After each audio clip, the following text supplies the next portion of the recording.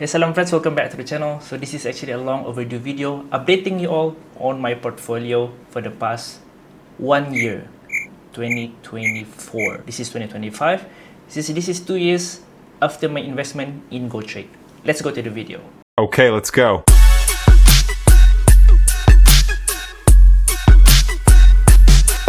Kepada you all yang belum buka account Gotrade, Gotrade is actually a simple investment broker untuk you all start invest di dalam US stocks especially. Klik the link below dan you all akan dapat discount. This video recorded pada 21 hari bulan Oktober 2025.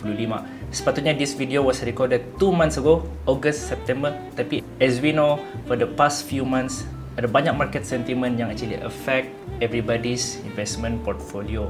Seperti interest rate dan yang paling penting sekali, tarif war. Okay. But that's fine. Let's have a look on my portfolio. I'm gonna open my Gotrade punya app, right? It looks like this. Click that. Let's have a look di sini dulu lah. Click all. So this is how my investment looks like, alright?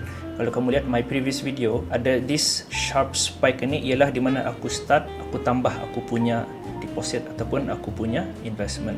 So it shows gradually ada naik dan ada turun, ada naik ada turun. Itu actually normal, alright? Kalau kamu ingat, this sharp drop ni ialah apabila Trump mengumumkan tarif ke seluruh dunia, right? Not just seluruh dunia, ini termasuk Brunei juga, alright? If I click 1 week, this is how it looks like. If I click 1 month, this is how it looks like.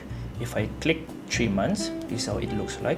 If I click 1 year, so dari tahun lepas sampai tahun ini, 21 Oktober 2024 sampai ke 21 Oktober 2025, this is how my investment looks like. This sharp drop adalah bulan April, March April, di mana Trump mengumumkan tarif, alright? Ia naik sekejap, turun, naik lagi, dan ini tarif bermula lagi, alright? I think everyone was so happy last time, di mana S&P 500, Nasdaq, cryptocurrency, everything just went to all-time high. Tapi bila Trump mengumumkan tarif balik in China dengan Xi Jinping few weeks ago, ia drop balik. But that's fine. So this is my all-time investment punya profit, right? Artinya all-time ni dari first investment since 2 years ago, last year dan termasuk this year adalah 81.70%. Alright?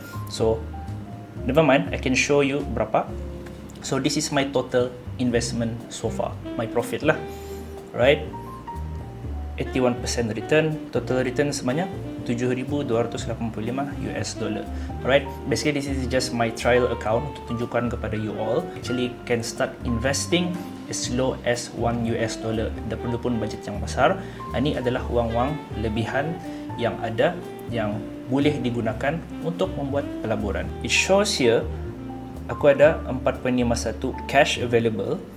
Equity aku ada 16, artinya my total saham lah, my total holding. Dan dalam my holding tu 7,000 adalah the return, alright?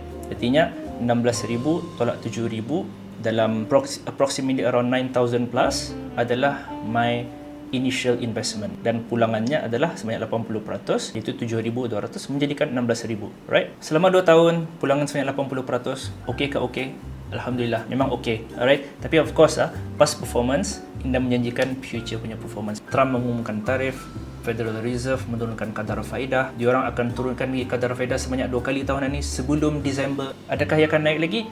We'll see how it goes. So I hope belajar sesuatu in this video. Dan berjumpa lagi dalam video yang lain. Kepada yang belum ada account Gotrade, make sure you click the link below dalam description. Kepada yang belum subscribe, make sure you subscribe, comment, like this video supaya I know yang you masih support this channel. Alright, jumpa you on the next video. Assalamualaikum, bye-bye.